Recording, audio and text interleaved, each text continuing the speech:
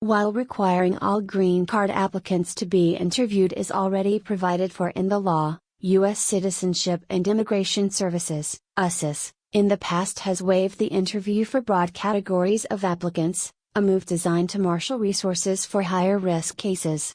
The new directive stems from Trump's executive order known as the travel ban, which put restrictions on who could enter the U.S., titled Protecting the Nation from Foreign Terrorist Entry into the United States, according to USCIS.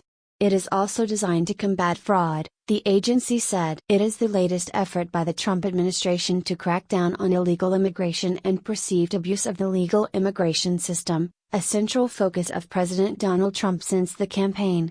The new policy will go into effect on October 1.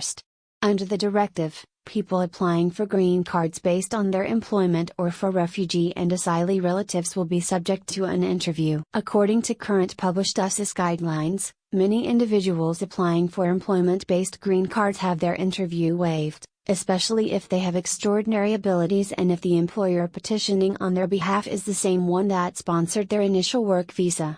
Monday's order doesn't affect other broad categories of people generally exempt from interviews, including fiancés and parents of U.S. citizens.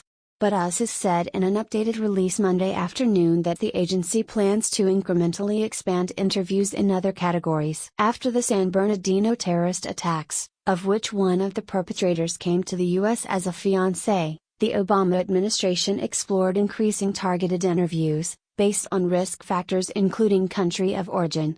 But former Obama administration USCIS Director Leon Rodriguez questioned the decision to institute interviews for all employment-based applicants, saying it doesn't seem to be matched to a particular threat of fraud or national security.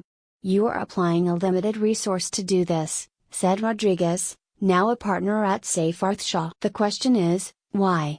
Really, in terms of the ways you could be screening people in for interviews, why is employment-based a risk, compared to other categories and other ways that you might screen for risk?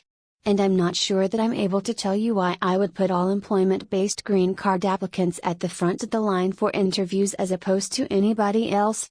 Another concern for critics of the decision is the length of time it could add to the green card application process. According to a tracking tool maintained by USCIS, as of September 30, 2016, it took an average of 333 days, just under 1 year, to process employment-based applications. That was with the interview waivers that were being granted. The new policies could affect roughly 180,000 people per year, according to 2015 statistics released by USCIS. USCIS says it is working to put in place enhancements in training and technology to deal with the added caseload and also transition some of the case management procedures. USCIS is collaborating with our federal partners to develop a uniform baseline for screening and vetting standards and procedures, the agency's acting director James McCammon said in a statement. Part of our USCIS strategy to support this uniform baseline is the incremental expansion of interviews for those benefit types which would provide permanent residence in the United States. The administration says the in-person interviews will allow its officers to verify the application, discover any new relevant information and assess the credibility of the applicant. Rodriguez said it's hard to know yet how much the new policies could slow down the green card process, but said it will absolutely have an impact. "The right way to do this is to be risk-based," Rodriguez said.